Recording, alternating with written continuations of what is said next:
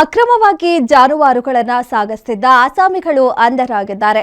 ಪೊಲೀಸರು ಸ್ಥಳೀಯರು ಸಮಯ ಪ್ರಜ್ಞೆಯಿಂದಾಗಿ ಮೂಕ ಪ್ರಾಣಿಗಳ ಜೀವ ಉಳಿದಿದೆ. ಪೊಲೀಸರ ಮಿಂಚಿನ ಕಾರ್ಯಾಚರಣೆ, ಅಕ್ರಮ ಸಾಗಾಟಗಾರರಿಗೆ ಅಧಿಕಾರಿಗಳು ಸರಿಯಾದ ಪಾಠ ಕಲಿಸಿದ ಕುರಿತು ಒಂದು ರಿಪೋರ್ಟ್ ಇಲ್ಲಿದೆ.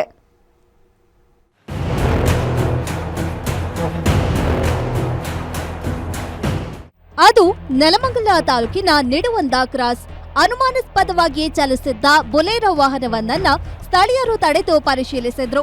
ಬಳಿಕ ವಾಹನ ತೆರೆದು ನೋಡಿದಾಗ ಒಳಗಿನ ದೃಶ್ಯ ಕಂಡು ಜನರೇ ಬೆಚ್ಚಿ ಬಿದ್ದಿದ್ದಾರೆ.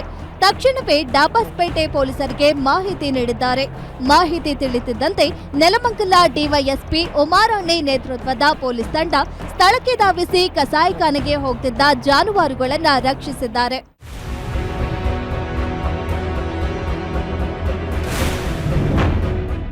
ಇನ್ನು ಬೊಲೆರೋ ವಾಹನದಲ್ಲಿ ಸುಮಾರು 11 ಎಮ್ಮೆ ಕೋಣಗಳು ಜೊತೆಗೆ ಒಂದು ಮಲೆನಾಡು ಗಿಡ್ಡ ತಳಿಯ ಹಸುವನ್ನ ಅತ್ಯಂತ ಕ್ರೂರವಾಗಿ ಕಟ್ಟಿ ಹಾಕಿ ಸಾಗಿಸಲಾಗುತ್ತಿತ್ತು.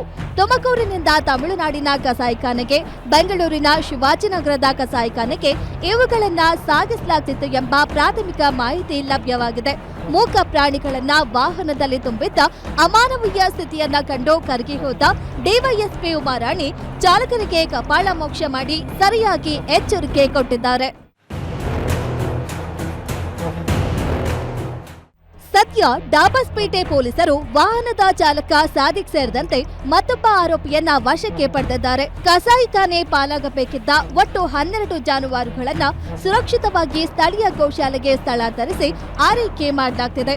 ಅಕ್ರಮ ಜಾನುವಾರು ಸಾಗಾಟ ಜಾಲದ ಹಿಂದೆ ಯಾರಿದ್ದಾರೆ ಎಂಬ ಕುರಿತು ಪೊಲೀಸರು ತನಿಖೆ ಚುರುಕುಗೊಳಿಸಿದ್ದಾರೆ. ಮೂರ್ತಿ ಬೀರಹನಪಾಳ್ಯ, ಗ್ಯಾರಂಟಿ ನ್ಯೂಸ್, ನೆಲಮಂಗಲ.